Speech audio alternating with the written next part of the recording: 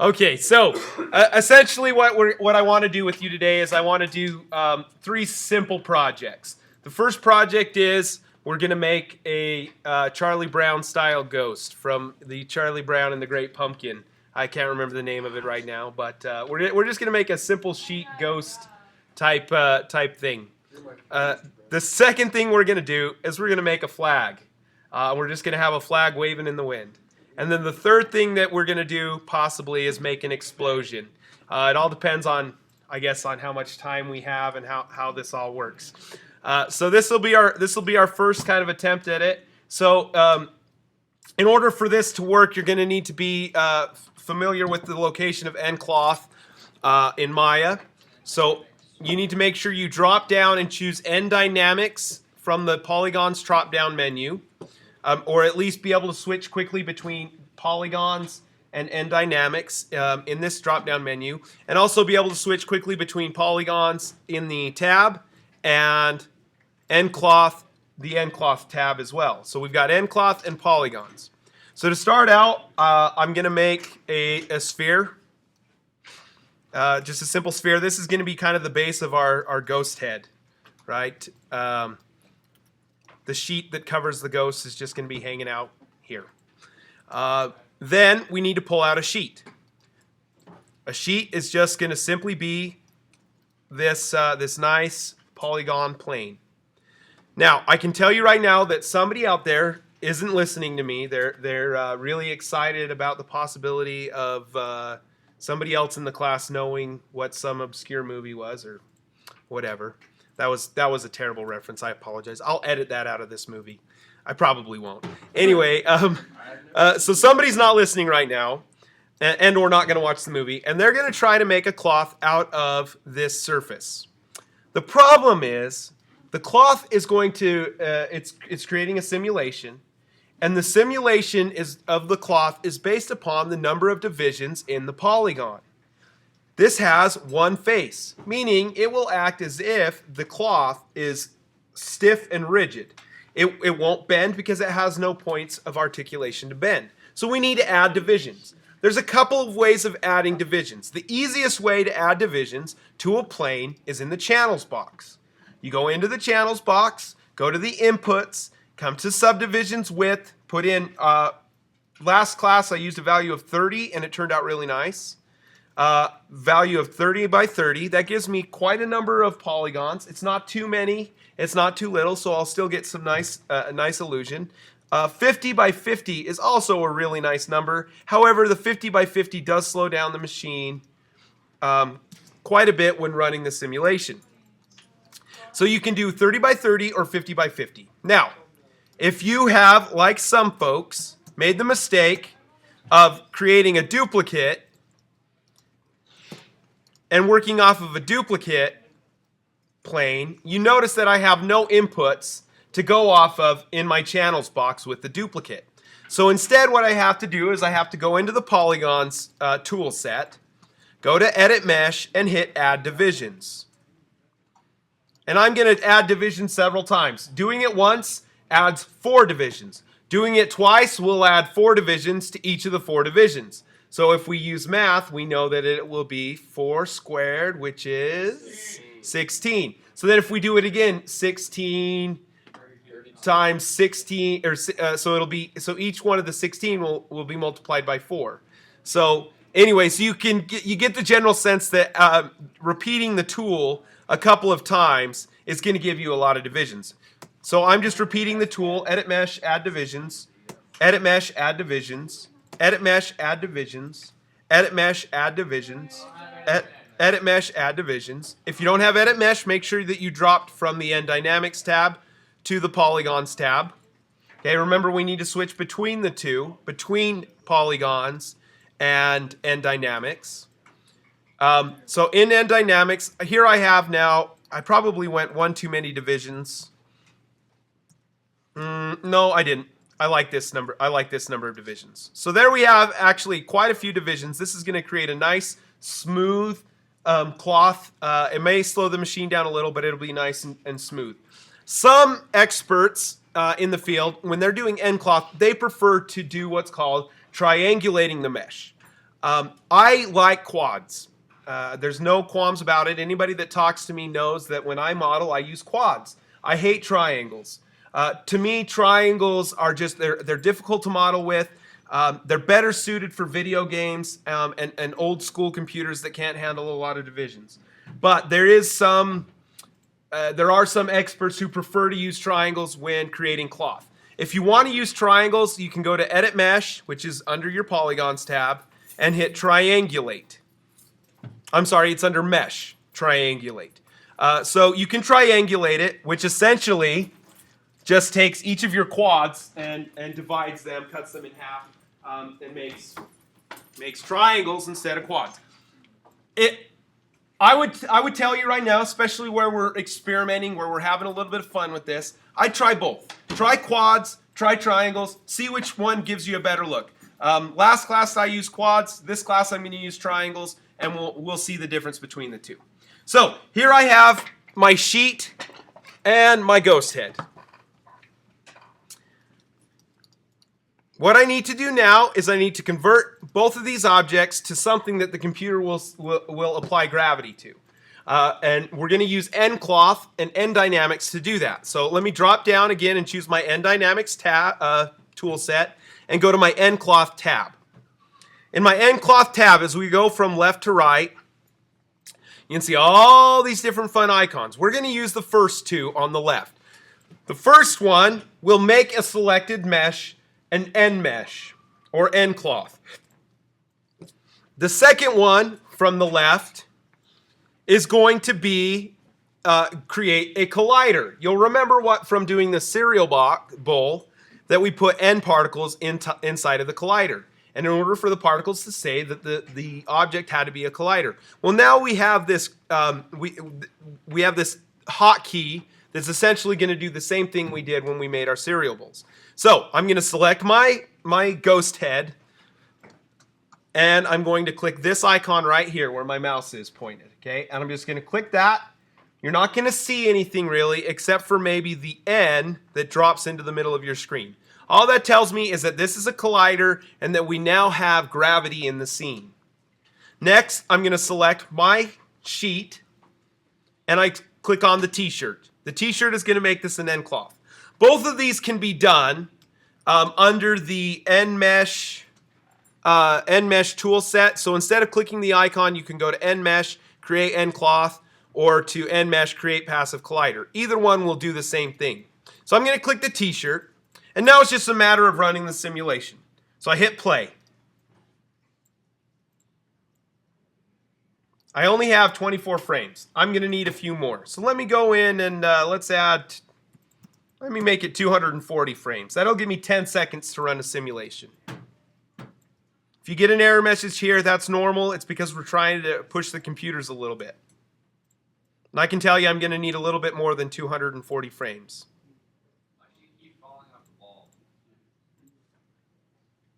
And that's what I was actually hoping that would happen to me. So let me add a few more frames. If you can't get your simulation to stop by pressing the stop button, hit escape and that will work. So let me increase my number of frames. I'm going to double my number of frames, and let's see if I can get this sheet to fall off my ball.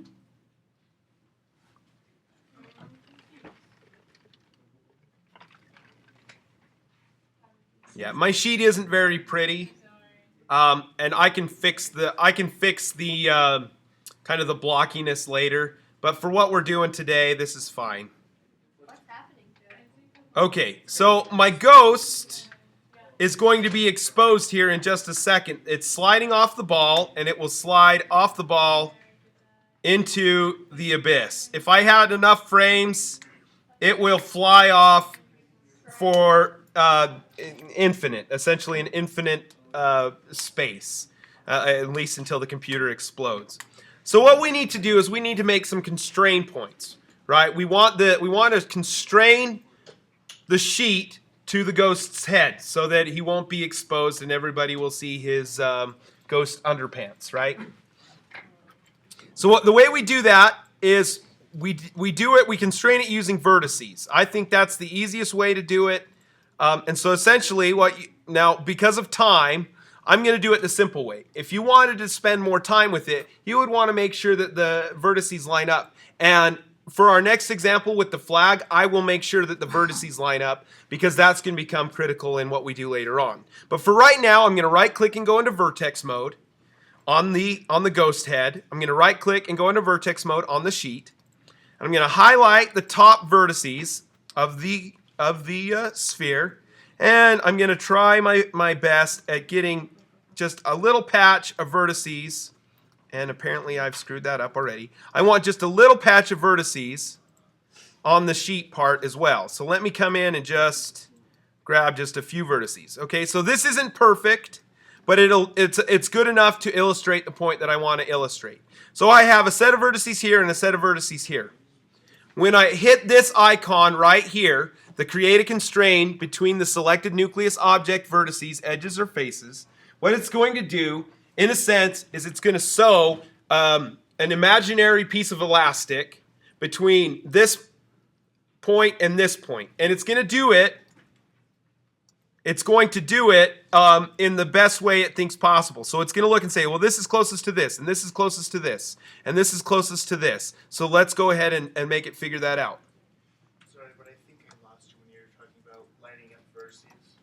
Okay, so we'll do that later. We're going to line up the vertices later. Right now, just because for speed more than anything, I just selected a random patch on top and a random patch in the middle.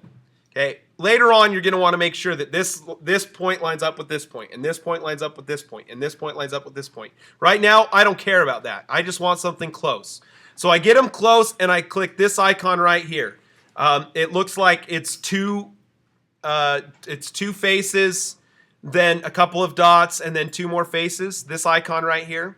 You click that, and you notice it creates these little invisible elasticy points. Now when I run my simulation,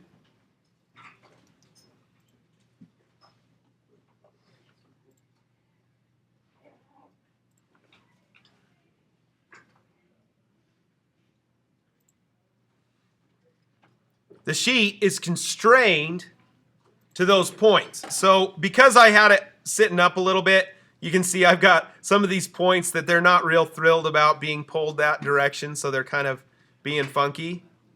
But you can see that now, once this, given it enough frames, it'll allow itself to relax, and it will stay on the ball. Which then gives me the opportunity to come in, and using a couple of, I wasn't fast enough. I wanted to stop the simulation. So my computer's running a little slow. I didn't mean to put 100,000 frames in there. But I want the simulation to run long enough that the cloth will stop reacting so much to gravity. What we're doing right now, imagine if you had a tablecloth and you just threw the tablecloth over a ball.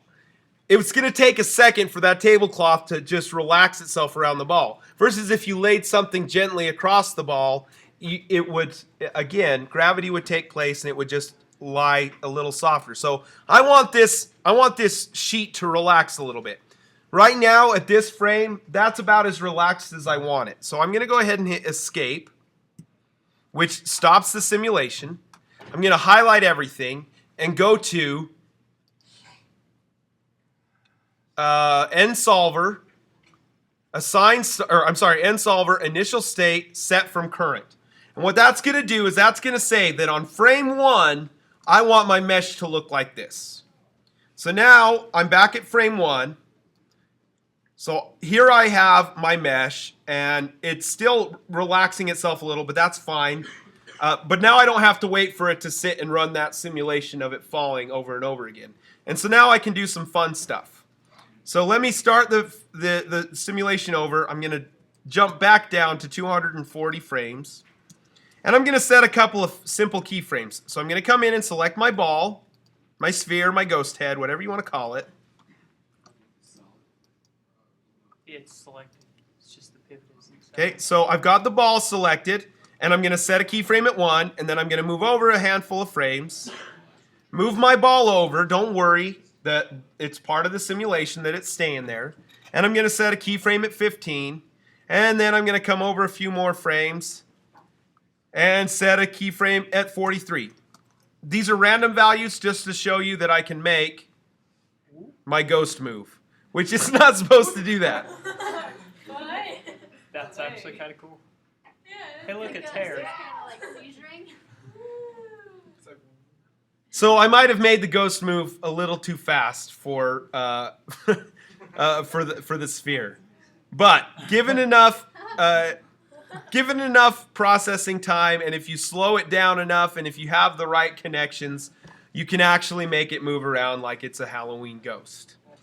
So that's the first project. That's just for fun. That's just a real simple thing to do.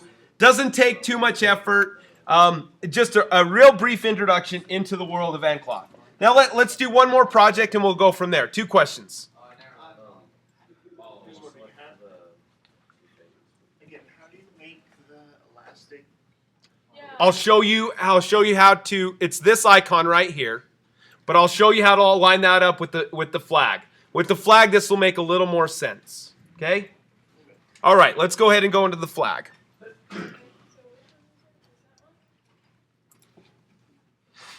Okay, so now I've just got a blank slate. You can create a new scene, whatever. If you wanna leave that in there, that's fine. But for me, just to speed up the computer, I'm just gonna create a new scene. So File, New Scene, call it good. First thing I'm gonna do, create a flagpole. I'm not gonna get too fancy. It's just a flagpole, just a pole. Next, I'm gonna grab a plane. This is going to be my flag. Okay, I'm going to rotate it 90 degrees. And this is the cloth that I'm going to use. Okay, this is going to be a cloth. 50 by 50 was a little slow, so I might go 40 by 40. I'm going to do 40 divisions by 40 divisions. Okay, this is going to be the bulk of my cloth. Now, because we've UV mapped things in the past, I'm not going to spend a lot of time with that. But just because I want to show you how fun this can be, I am going to map a flag's surface onto this polygon. So I'm going to open up the Safari and go to the Googles and type in, last time I did a Canadian flag and everybody gave me a hard time. So I think today maybe we should do a flag of the country. We're in. America? America flag. NASCAR. Oh, that's even better. NASCAR.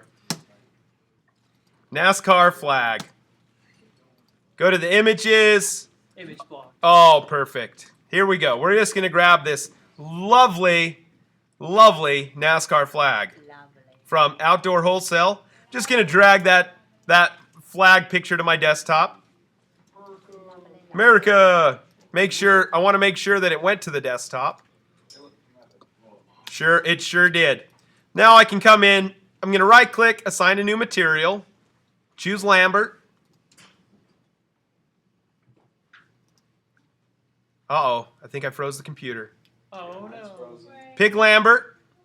Go to the little checkerboard icon. Choose File.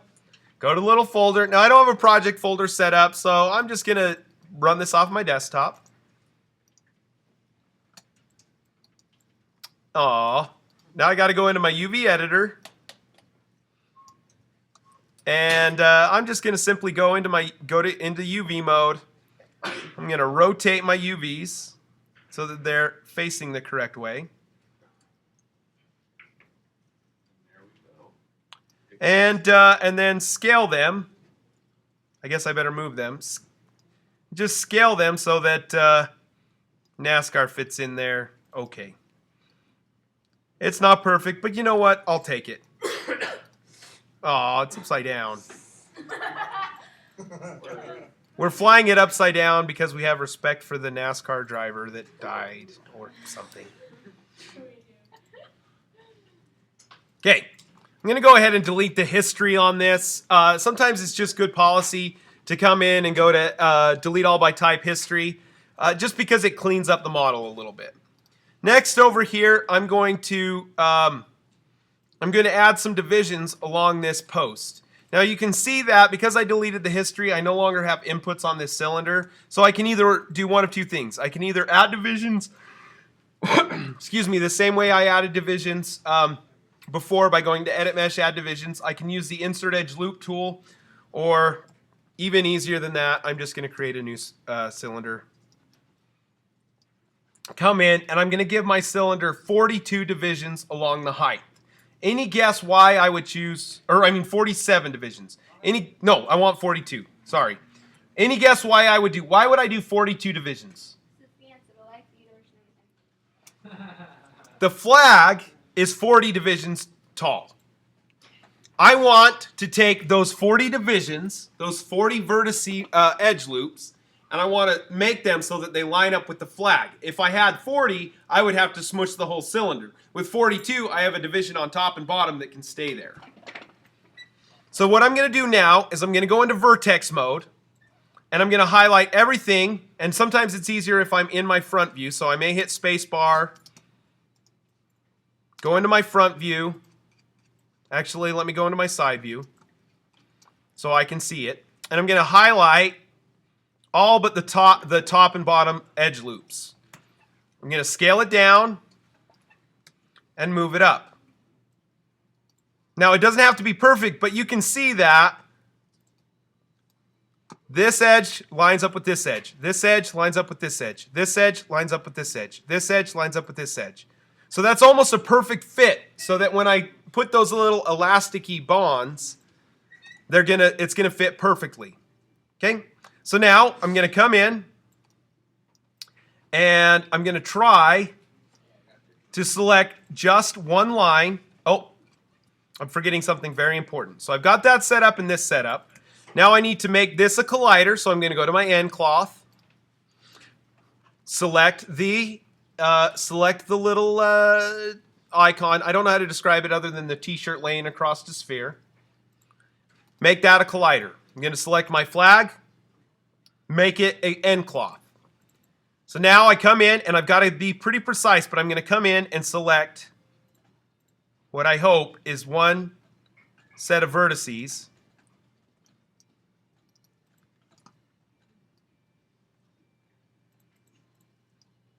One set of vertices on my flagpole. And I got 3, but you know what? It's not going to be that critical, so I'm going to leave it at just the 3.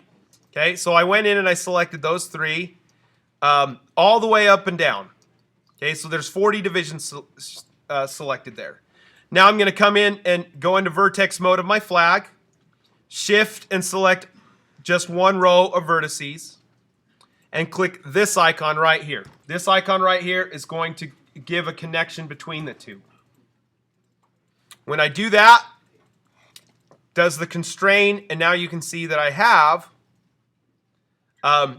essentially as if I would have taken and sewn point to point. When I run the simulation, I'm going to put in 240 frames just so you can see it a little bit better. I run the simulation, and there I have a very sad NASCAR flag.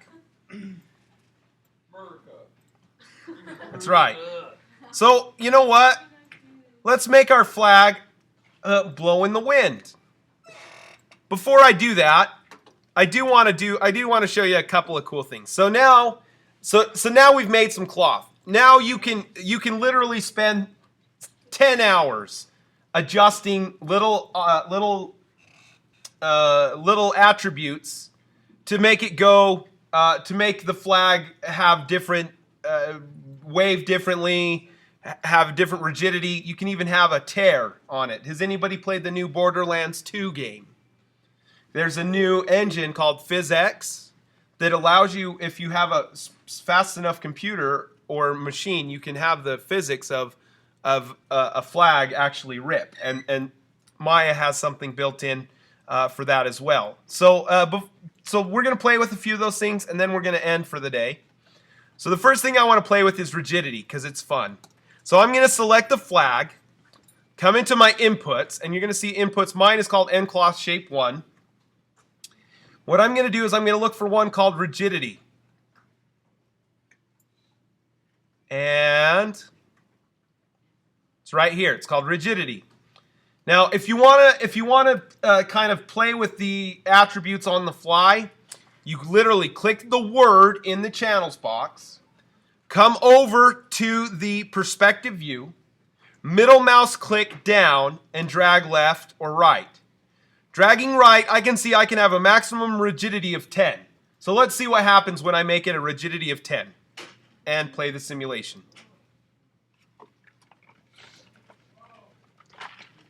Now, instead of having what looks like a piece of cloth, it looks like I've just hung a metal sign up and it's just kind of flapping there in the wind. So let me turn the rigidity down. Now I know, just because of personal experience, if I do a rigidity of like 0.4, it's going to have a little bit of stiffness. Actually, a lot of stiffness apparently still. Now it's just got a little bit more bounce to it. So rigidity would be good if we're trying to simulate, like I said, metal or some other object that has a lot of stiffness to it. Instead, I'm going to stop the simulation, give the rigidity a value of 0, and scroll down. Now what I wanted to show you is let's look at wind.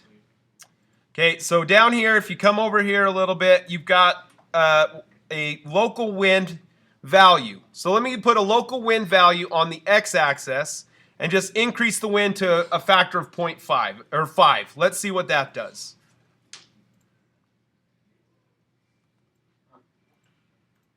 Okay, so wind's blowing in the x direction, and now the flag is blowing in the wind, and that looks okay. It is actually it is a pretty big flag in comparison to the flagpole, isn't it? You should make that bigger. Okay, so I can, and that's the beauty of this. I'm not locked in. I can, in fact, make my flagpole a little bit bigger. I may want to just go into the vertices and move and just pull some vertices down and pull some vertices up, and then possibly even just to get the length. If I scale it, it's gonna screw up the distance of these rings. But if I highlight the vertices, I can then, let me try scaling it from the middle.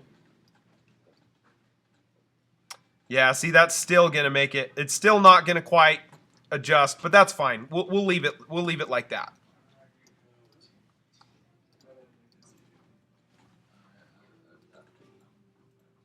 Okay, so that helps. Having the flagpole a little bit bigger helps a little bit.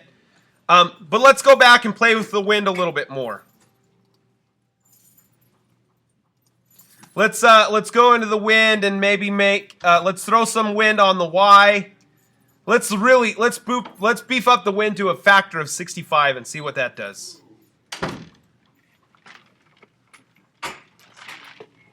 So I know in the middle of winter that's probably what the wind feels like to you going out to the bus. Yeah. But it's a little extreme. We're not quite in Antarctica here in Utah, although some days it feels that way. So let's turn it down a little bit. Maybe just do a factor of 6 and a factor of 9 and a factor of 10. I'm just playing around. I'm letting the wind kind of swirl around on all three axes. And that gives you kind of this cool little wavy look. Given enough time, enough of the simulation runs by, and the wind kind of starts to establish a pattern, and it looks like we've got a wind or a flag waving in the wind. Let me increase the number of frames and just watch that simulation for just a little bit.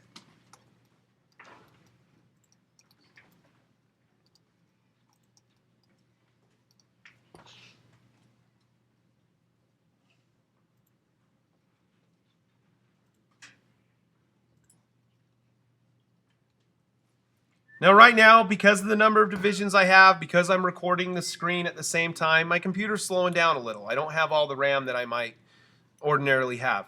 But to me, looking at it from this angle, that's a pretty convincing flag.